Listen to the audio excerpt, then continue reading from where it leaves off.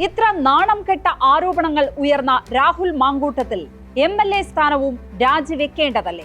അങ്ങനെ ഒരു ആവശ്യം ഉയരുമ്പോൾ രാജിവയ്ക്കാത്തവരുടെ കഥകൾ ചൂണ്ടിക്കാണിച്ചാൽ മതിയോ? രാഹുൽ മാങ്കൂട്ടത്തിനെതിരെ കോൺഗ്രസിന് പരാതിയൊന്നും കിട്ടിയിട്ടില്ല എന്നാണ് AICC general secretary Deepa Das Munshi പറയുന്നത്. പരാതി കിട്ടിയാൽ മാത്രം നടപടിയെടുക്കേണ്ട വിഷയമാണോ ഇത്? പരാതി പൊതുസമൂഹത്തിൽ പറഞ്ഞവർ നിയമ നടപടികളിലേക്ക് നീങ്ങാത്തതിന്റെ കാരണം എല്ലാവർക്കും അറിയാം.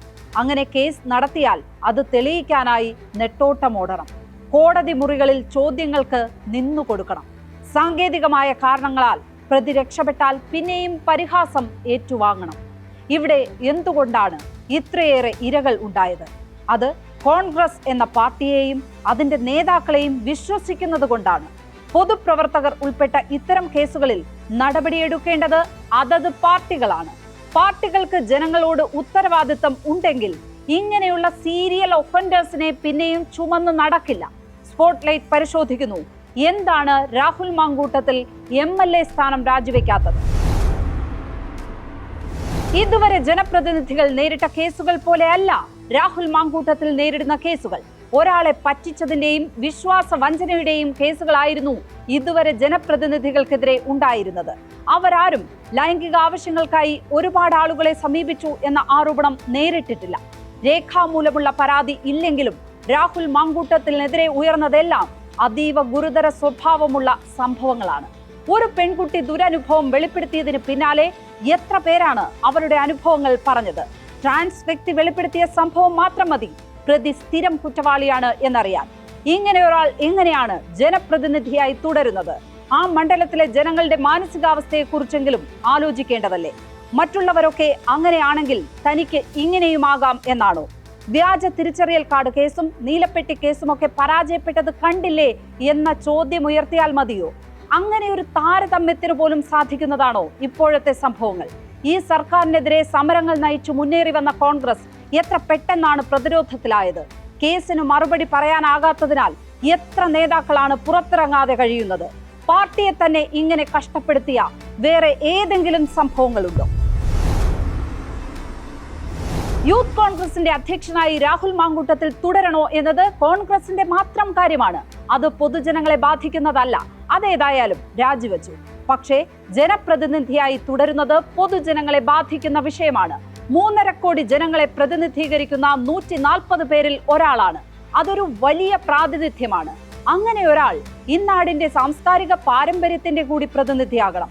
ഈ നാടിനേതായാലും ഇത്ര നാണം കെട്ട പാരമ്പര്യം ഇല്ല. ഒരാളോടൊക്കെ ഇഷ്ടം തോന്നുന്നത് മനുഷ്യ സഹജമാണ്. പക്ഷേ നാട്ടിലുള്ള ഏത് സ്ത്രീയോടും അങ്ങനെ തോന്നുന്നത് വൾഗാരിറ്റിയുടെ പാരമ്യമാണ്.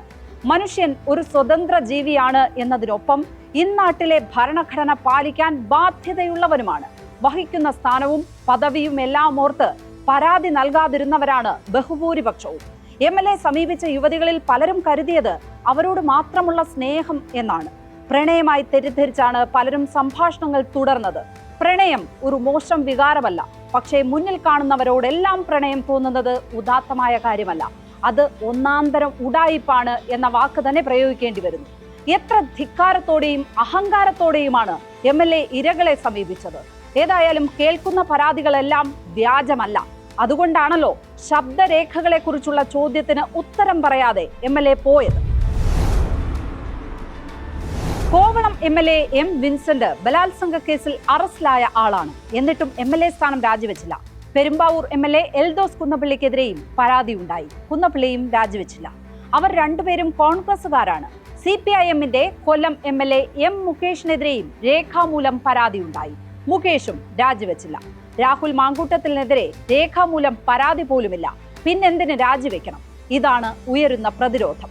മാന്യതയുണ്ടായിരുന്നുവെങ്കിൽ M വിൻസെന്റും M മുകേഷും എൽദോസും രാജിവെക്കുക തന്നെ ചെയ്യണമായിരുന്നു. കുറ്റക്കാരനാണെന്ന് കണ്ടെത്തി 2 വർഷത്തെ തടവ് ശിക്ഷ കിട്ടിയാൽ മാത്രമേ നിയമപരമായി അയോഗ്യനാവുകയുള്ളൂ.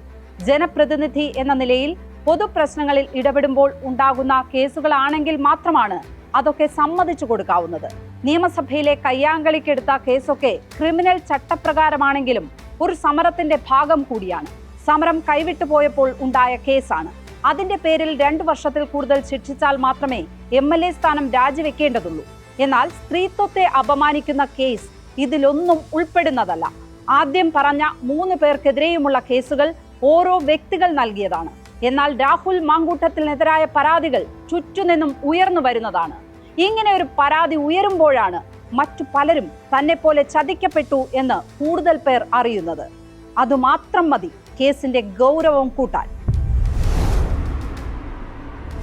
ജനാധിപത്യ കാലത്ത് അഗ്നിശുദ്ധി വരുത്തുക എന്ന സംഭവമൊന്നുമില്ല. തിളച്ച എണ്ണയിൽ കൈമുക്കി നിരപരാധിത്വം തെളിയിക്കേണ്ട രാജഭരണ കാലവുമല്ല.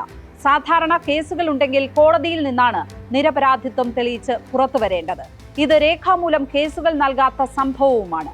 മനസാക്ഷിയുടെ കോടതിയിൽ തെറ്റുകാരനാണോ എന്ന് സ്വയം ചോദിച്ചാൽ തന്നെ ഇവിടെ ഉത്തരമാകും.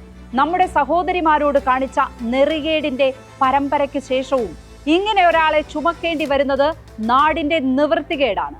സ്ഥാനത്ത് തുടരാൻ പറയുന്നതെല്ലാം സാങ്കേതികമായ കാര്യങ്ങളാണ്.